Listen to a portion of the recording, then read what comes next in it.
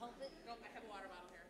Okay, it says 1 or 2, so do I need to get she's one got more? one, and I've got my thing And here. you're, okay, so you're, then you're taken care of. Yeah, you're doing a good job, Lindy. Yeah, you're doing great. Kudos.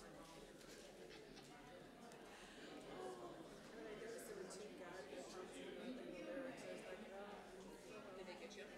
No, they didn't have before this. I feel like this is the more, Yeah. but so I'll like say, if you see words that you don't like, you can always change them. Yeah.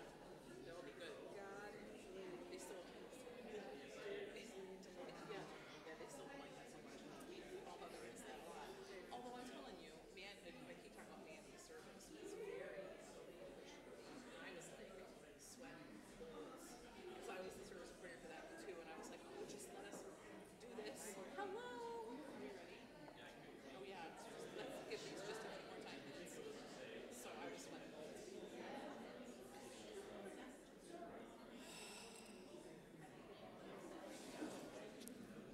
RK hugs. And we do have Kelly. We do have Joyce. Yeah.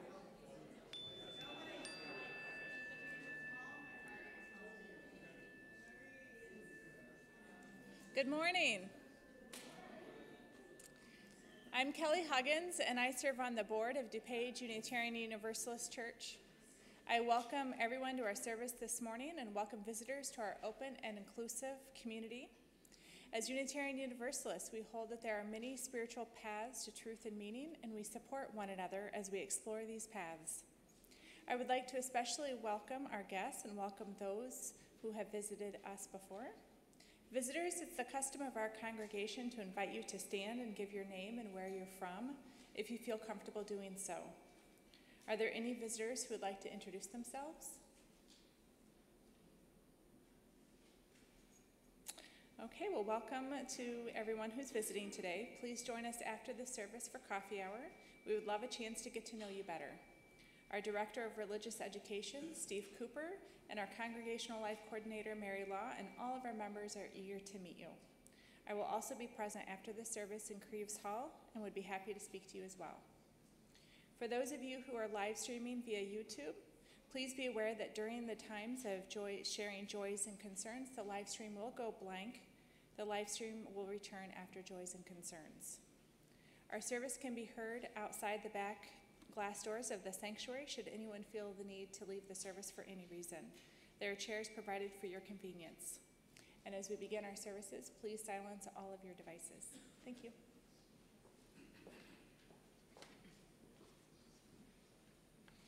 Good morning, everyone. I am so pleased to welcome back to our pulpit Reverend Karen Mooney this week. Reverend Mooney works with the Unitarian Universalist Prison Ministries of Illinois as they seek to bring UU faith and worship to incarcerated people. She is honored to offer circles of care for those living in prisons and jails and supporting all those affected by incarceration. Karen is a lifelong Unitarian Universalist who learned the art of church from her very involved parents. She has been educated far and wide, working and playing, listening, and walking with people. She loves that UU communities are places where you find people who are alive and seeking throughout their lives. She has worked as a chaplain, a congregational minister, and a web platform manager. Each one was a joy and difficult for different reasons. Just a few words from Reverend Mooney. Good morning. So some of you may have noticed headgear for me and have been wondering whether or not hats are the new fashion and you need to go out and buy them, or if the Kentucky Derby is right around the corner. Some of you may know I'm in the midst of chemo. I am here because I think that all of us live life and all of us should be part of the communities that we are part of as we're going through this. So I get magical killer sauce in my body about once a week to rid my body of cancer, but sadly, chemo's not that discerning. So it goes after the hair and it also goes after the bone marrow. Ugh. So hats, yes, and unfortunately, no handshakes, no hugs, and probably not even merriment in close quarters for this current moment. I'm really sad to say that. That will mean that I won't be at the back of the sanctuary or this room at the end of our time together. I hope that you feel the love that I shower on you now and throughout the service, even though I won't be able to shake your hand. I'll stay up here on the dais for a little bit of time afterwards. If you want to talk about the sermon or anything else, please feel free to join me.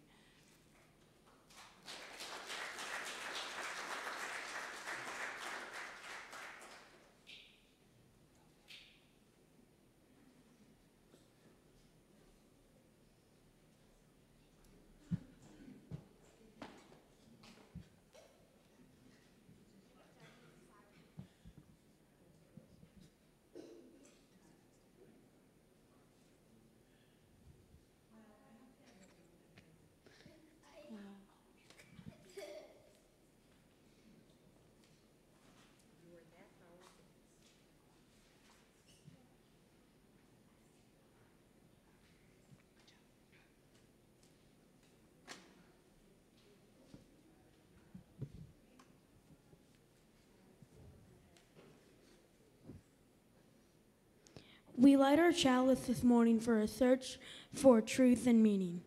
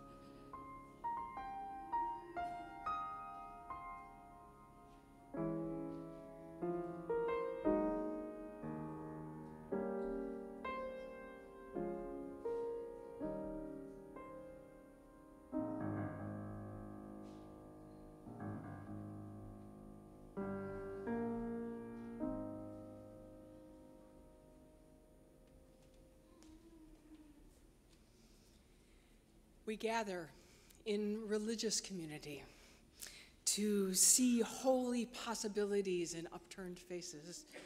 We gather in religious community seeking to find a place to rest and to stand and to be united with what is both known and unknown. We gather in religious community to find compassionate eyes that will look us alive into the world, to know ourselves as known, and to know one another. We gather in religious community to seek again and again and again justice and mercy. We gather in religious community. We gather in. We gather.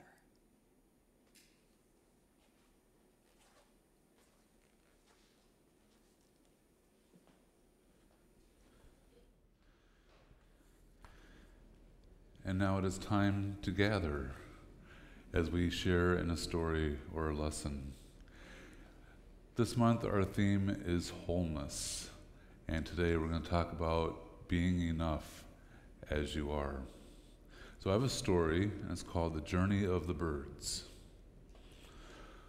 Once upon a time, all the birds in the land decided that they needed a leader for their community. A leader they thought would make their community stronger. And representatives of all the bird species gathered to discuss finding a leader. A leader will tell us the right things to do, said the robin. Our leader must be wise, said the owl. A leader must believe we are each important, and whether you're big or small, said the sparrow. I want the leader to be caring like a friend, said the dove. Yes, the leader helps us share and get along better, said the jay. The leader must make us feel safe, said the hawk. I know where we can find such a leader, said the hoopoe bird. It's the samorf, and it lives far from here. So the birds were very excited, and they said they'd be willing to go anywhere to find such a leader. It might be dangerous, said the hoopoe. A few birds looked troubled, but all the birds voted to go find the samorf. And the hoopoe took off, and all the birds followed. They flew at night, they flew in sunshine, days and days passed. Some birds got tired and left the group. Other birds were filled with doubt. How did they know this samorf really existed? Only the hoopoe had ever heard of this bird. Some of the doubters dropped out, but others kept flying. One valley was filled with fiery mountains. All the birds were afraid. I'm too small to make it over that mountain, lamented the sparrow. No, keep flying. We can make it together. We'll help you. And they did. The strong flyers helped the weak flyers, and the birds with good vision helped find food for the group. And along the journey, the birds learned how to better respect, share, and care for each other. It seemed that every bird had something special and unique to offer that made the journey easier. Finally, the hoopoe announced, "We're here!" The other birds looked around in anticipation. "Where is the samorf? We don't see it," they cried. "Come over here," said the hoopoe. And the birds stood beside the hoopoe and realized that they were on the edge of a lake. And they looked in, and they saw their own reflections. Then they understood. The samorf was not another bird. The samorf was all of them, and all of them were the samorf. They remembered that each of them had something good and strong and special inside of them, and that each bird had gifts to bring to the community. They were all that was needed to keep the community strong. And they know now that together they could do anything.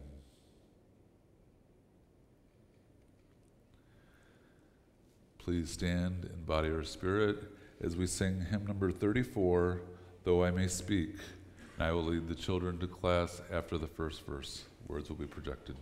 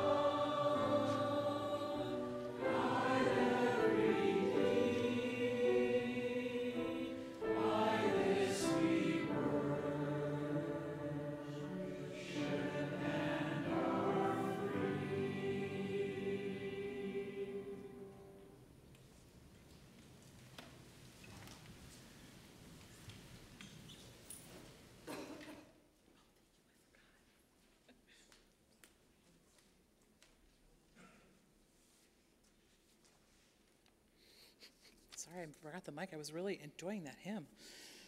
Today, we take time during our service to attend to those joys and concerns that some of you carry in your hearts. We affirm that as a community, we share in your sorrows and rejoice in your happiness. When you come forward to share, please say your name so that we know who you are as you share.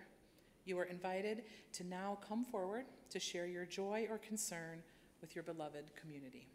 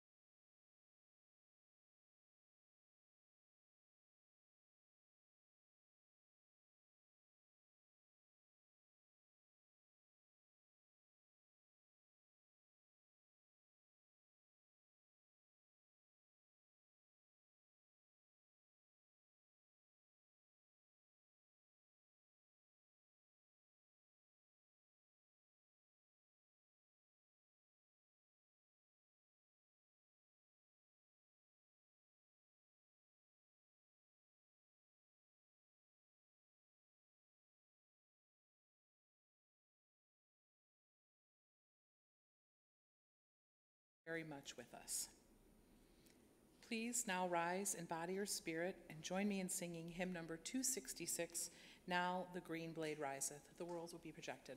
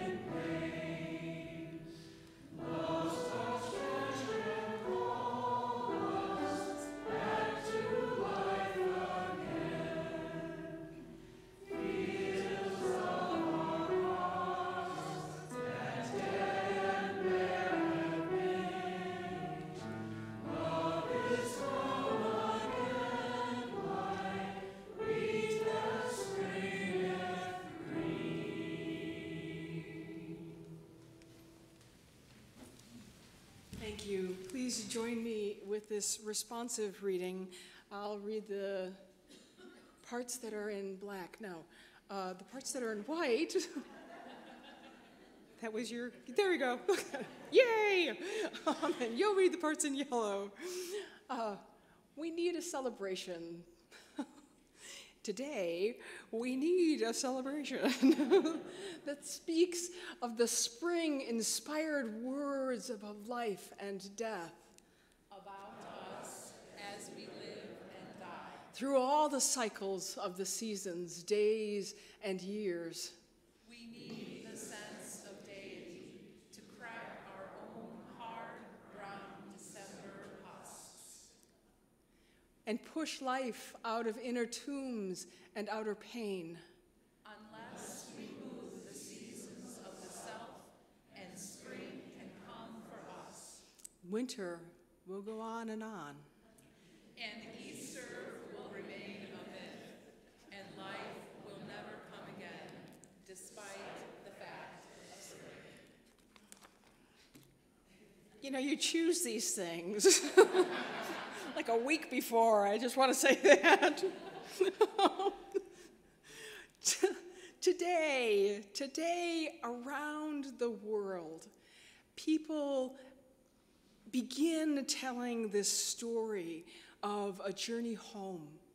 They begin telling a story of a fallen hero, a trial, a cross, an empty tomb. They're telling the story of this itinerant carpenter who lived maybe 2,000 years ago in the Fertile Crescent, a guy named Jesus. Perhaps you've heard of him.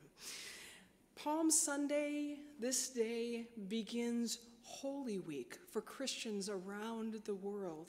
And on Thursday, the celebration of Passover will begin for the Jews.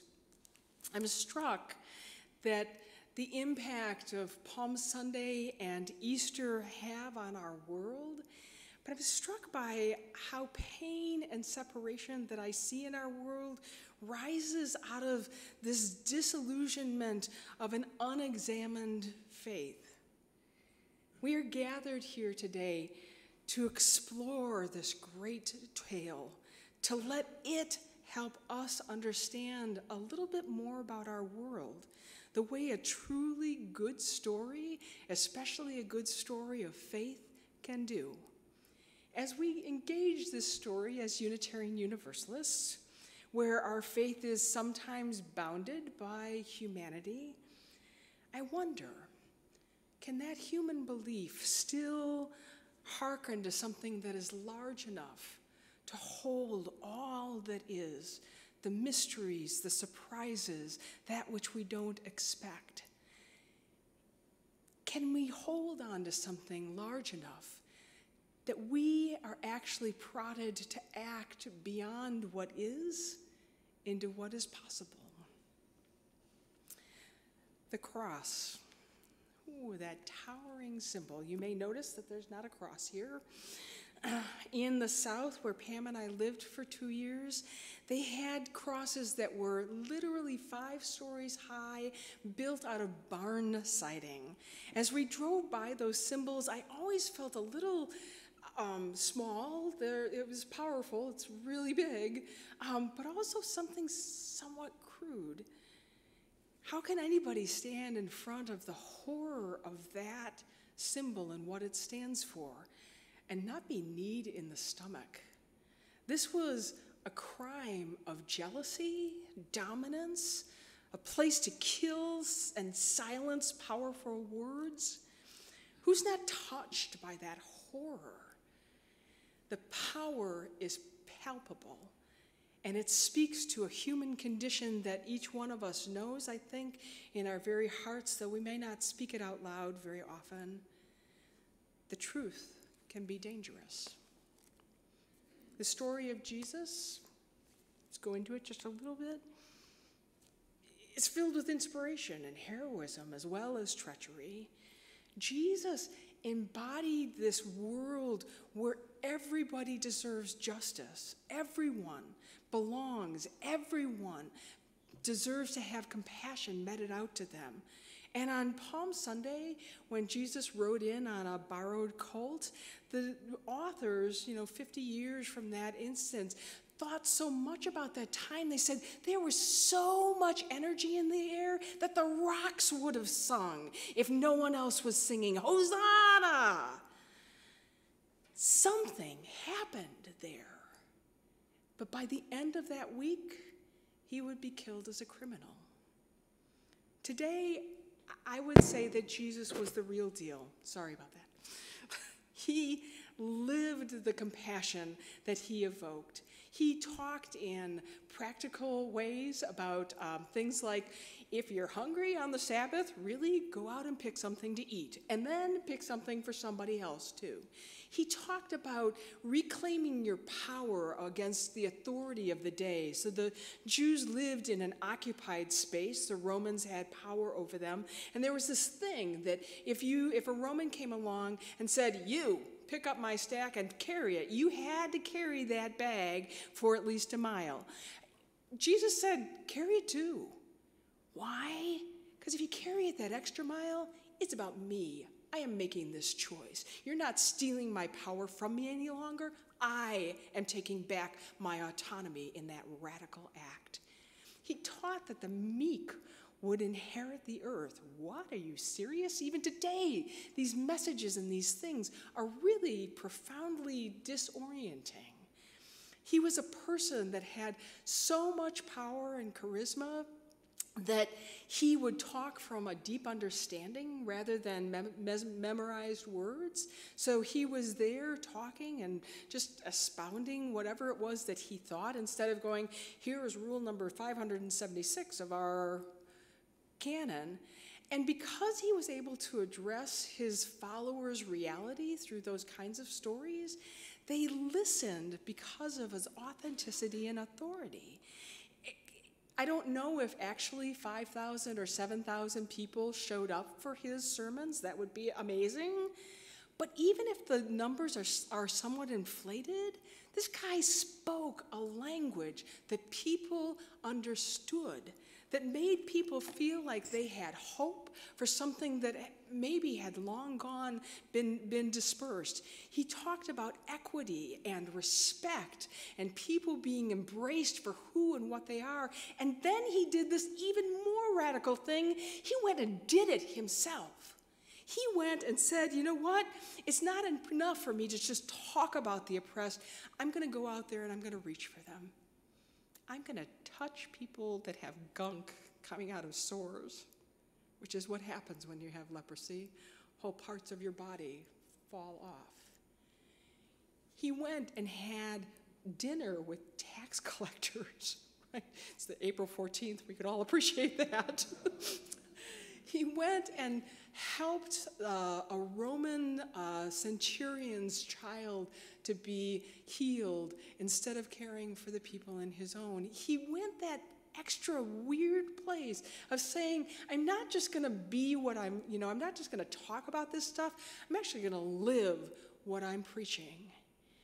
So on Palm Sunday, when he rode into Jerusalem and the rock started singing, he garnered cheers, heartfelt cheers from people who felt seen and heard and valued, perhaps for the very first time. They might have been able to guess that being in Jerusalem wasn't necessarily the safest place for him, that he was going to clash with authority. The story of the Jews is people clashing with authority a lot. They knew Moses, right, standing up to Pharaoh and then going, oh, okay, now I have to live my life in exile. Jeremiah, you're not building the temple well, but you know what? I'm going to call you out on it, and then I will live my life in fear. Prophets all over the space, speaking truth to power, but paying a price for it. So the Rabbi Jesus, special and perilous, all right there. And as he enters in after this surprising life of living, they, I think, are on a little bit of a high, but also waiting, as we sometimes do for our heroes, waiting for that second shoe to drop. Most of us know the story, right? The comes in, great heralds, coats on the road, but then there are public arguments. And then there's the Passover meal where one of his apostles goes and leaves to betray him. There's the sitting in a garden when the rest of his apostles fall asleep and waiting for that betrayal to happen. There's the trial, there's the cross. And we've seen this, and sadly, the story isn't surprising to us. Perhaps because we know this happens to us as well, that societies that are built now and then are about oppression of some segment by some other, and that those people who have power, even if it's not the very top power, will hold on to that given anything. The existing systems don't topple too easily. So Jesus and his inspirational life is transformed from this heralded hero to a despised criminal, and the crowd that had so loved him turned away and back to their lives of quiet distraction. I can understand that betrayal. Maybe I'm the only one in the room, but that's happened to me, where I've heard a voice so clearly, a vision, an inspiration, taken it with me, thought, this is gonna make it, I'm gonna do whatever. And then life invades. At the cross, we see it all, right? The powerful Sanhedrin who may have been inspired, but are like, you know what? I've got to maintain my own turf here. Those Romans are going to come down and get us. Jesus is too charismatic, his voice too clear, and he's asking too radical of a question. Maybe you relate to Peter, who denies Jesus in order to save his own life. That's not a minor thing. Maybe it's just simply relating to the crowd who are looking for a strong leader to reduce the anxiety that's in that time and choose instead not to listen. Much like people today who choose to follow a self-serving bully because it allows them to give away their power and with it responsibility for their own actions. We embody this story even today. So many Christians today would tell the tale that all of that makes sense, but that in the death of Jesus, while unpleasant, is actually the gift given to humanity by God to take away guilt of all the sins that we hold in our lives. This blanket salvation after recognizing our brokenness, brought about by self-sacrifice of this Rabbi Jesus, is held up as the point of the story because it relieves, because I believe, at least in part, because it relieves many of the responsibility of wrestling with their own self-centeredness and self-centeredness. For many Christians, not for all, but for many Christians, if Jesus died for our sins, then we are all good. Then we don't have to do anything uncomfortable, save proclaim an allegiance with Jesus and move on. Yeah, I'm a sinner. I got that. And I need not ever change. But I think the Jesus that I read about, even in the fractured tales that come out 50 years after his life, and this story that has lived on and on, I think that this Jesus and this story has more to offer us. So as Unitarian Universalists, let's take a step back. We love reading about his teachings, admire the way that he loved the world, the way that he was the real deal and didn't just espouse something but actually went someplace with it. I think that in general we reject the cross as a terrible and terrifying symbol, but I wonder if it's because that cross reminds us of our own embodied brokenness, the dangers of living a life that's unregulated and unexamined, and the costs of living a life that has integrity and power. What we can learn from this story, I think, is to first acknowledge that sin, brokenness, however you want to characterize it, is real.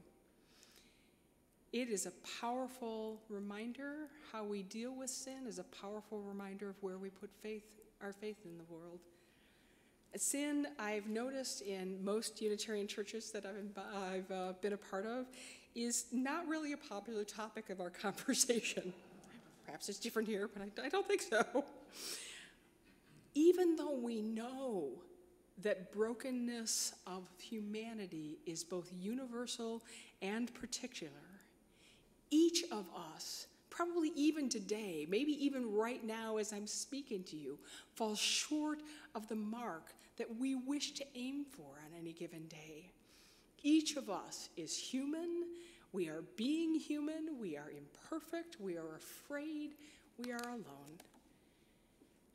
As we live into our values amid challenges and struggles, I think the call of knowing that we are sinful or knowing that we are broken is to actually step into that and become more present to the inequities that we cause and that are within the world that are around us. This is what I see Jesus doing. He's staying awake to the world that is with him. He's not always changing it. He doesn't have that much power, and we might not either. But the first starting place is to say, I get it. I see it. And where I can, I will act. It's this radical thing, I think, to live and examine life and be changed by it. And it is just as radical and elusive today as it was 2,000 years ago. The response to sin that we embody in this world is to find ways to live honestly and presently, as awake as we can to the realities. It's beautiful outside. Oh my gosh, look at the snow falling. It's like a snow globe. But what is the deeper meaning and reason for that? Sin is real. It is, in my mind, isolation and separation that each one of us feels at times in our life. And when we are isolated away from the whole of our community, the whole of ourselves, we do horrifying, despicable things.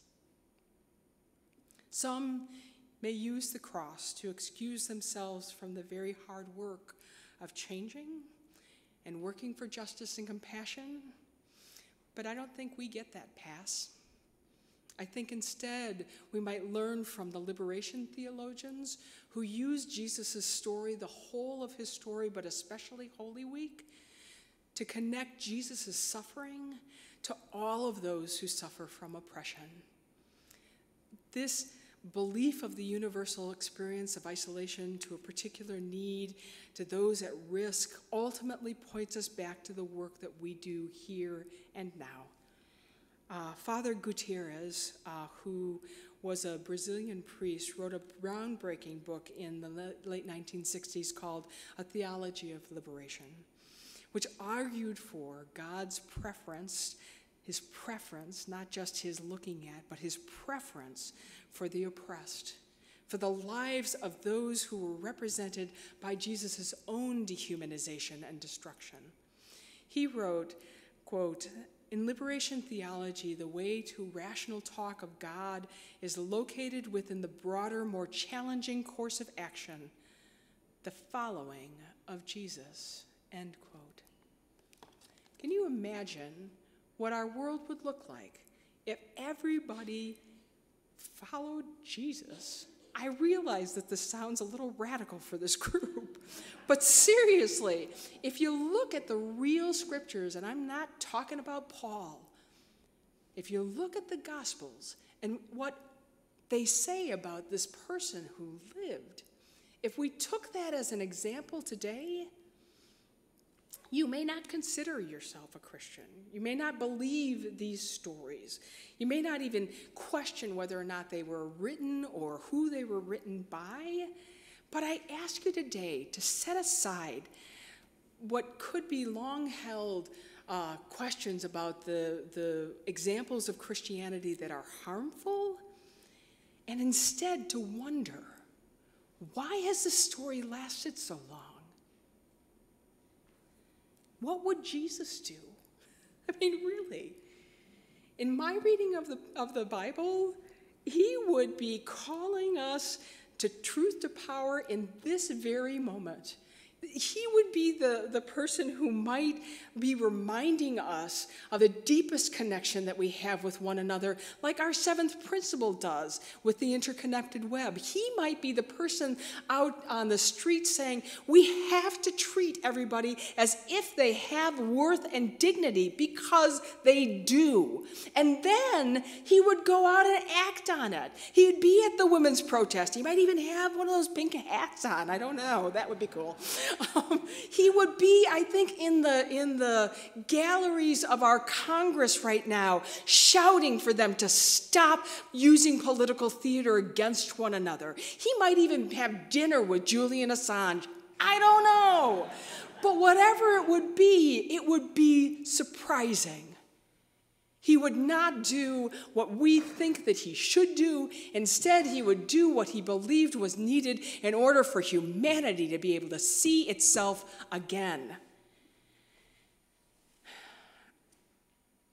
I'm not sure, but I know that he would act out of justice and compassion. And that just maybe watching somebody else do that could inspire me to do it for a day, maybe 3, maybe even for a week. But here's the thing. You saw the title of this service, right? The story has one more, I think, profound turn for us to look at, and that is resurrection. Jesus dies on that cross, fairly well known. He's taken down and his body is put in a tomb. His community goes to celebrate Passover, and the next day, Mary Magdalene comes, a lover of this person that she has known for so long, to wash his body and care for it and prepare it for its second to final burial. And she walks up and she finds the stone rolled away and the tomb empty. And Mary does this amazing thing. She does something so unexpected. She goes back and she asks for help. Really? Help? When was the last time you asked for help? She goes back to her community and says, I need help because I don't understand this. She comes back with a bunch of people and they see that the stone is rolled away, the tomb is empty, they're a little disoriented. And she sees somebody sitting there and goes and talks with that individual and recognizes that somehow this presence is what she knew in her friend and her mentor, Jesus. She makes that one last turn and begins living the surprising life that Jesus has lived herself. She's open to the possibility that something impossible might happen. Resurrection. Why offer this? Well, for Christians, that's the moment when Jesus becomes God and they can start this story.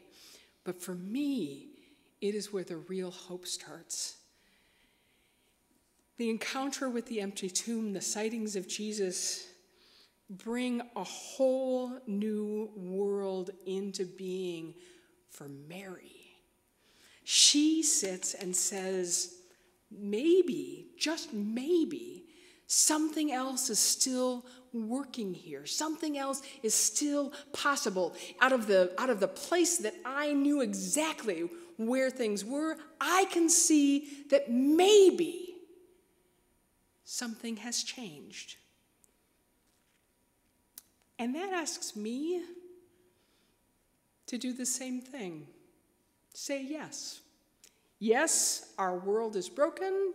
Got it? Yes, I will respond by acting in justice. Yes, I will speak out in compassion. Yes, I will build community where I can. And in this sin-weary world, I will act as if I believe that the impossible is still possible. I will look for it. I will fight for it. And if I see it, I will acknowledge it. Being open to the message of this empty tomb means allowing for hope in the hardest, most entrenched things can actually change. Things that we don't think can, like the possibility in this increasingly authoritarian world that wonder and amazing things might happen. Let's say Devin Nunes and his cow get integrity. It could happen. But it's not going to happen unless I'm looking for it. It could happen that Congress got together and refused to follow the political theater that they've been doing in the last years. It could happen that we could live lives that are so connected and so filled with compassion that those around us began asking why and how. The darkness of the tomb seems impenetrable. It's bleak and it is hopeless. There is no way forward. But my question for you today, in the impenetrable places of your life, is can you sit in that darkness and refuse to give in to fear? Can you sit there and trust that resurrection, a miracle, that the impossible, a possibility that was never dreamed of, is still there? When Jesus walked into Jerusalem, he did what his followers expected of him. He had been doing that all the way around, even though it was surprising. He waited in the garden, and as he breathed his last on the cross, his followers waited. Is there any sign of hope? We live in a space that sin pervades, and still we must bring our faith to change the world. We must find our hope, our light, our path forward in the dark, within ourselves and within our community. Resurrection, it's that final turn of the story that offers us a different message today. We may yet be able to change. Do you believe it? We may yet be able to change, because if you don't believe it, then it will never happen. We can change ourselves and institutions, even systems that pervade this world, but our faith must begin in that place where the possible is still forming, so that we can take it out in the faith of humanity and show it to other people in such a way that we may yet save ourselves. Let us believe that today. Let us believe that we can bring a new world into being, and that world will surprise everyone.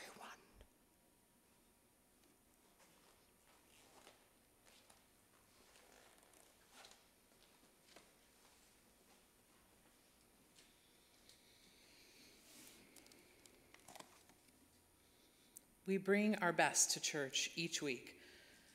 We offer our hopes and our dreams, our hearts and our hands. Please join me in saying these offertory words together. You can repeat after me. We are this church. We are its hands. Its heart. Its voice. Together we share the wealth of this community.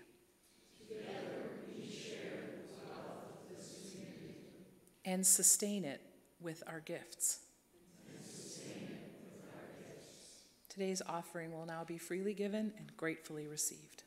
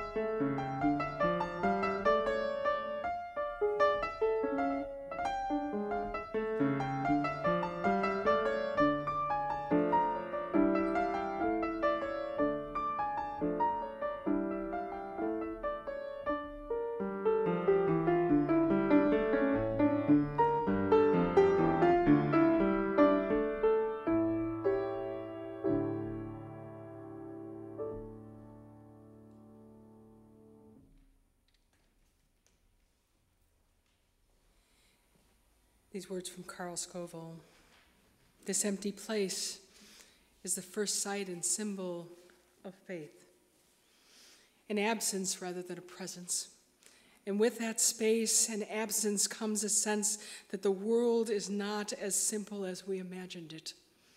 For all its laws, patterns, the world still has surprises. So may it be. I ask you to rise and body your spirit and sing with me our final hymn. Sing a new world into being. The words are up here. The tune is Ode to Joy. And you will find on the second and third verse that there's a word God there. If you would prefer to sing that, that's great. Or if you want to change it to love, whatever works for you.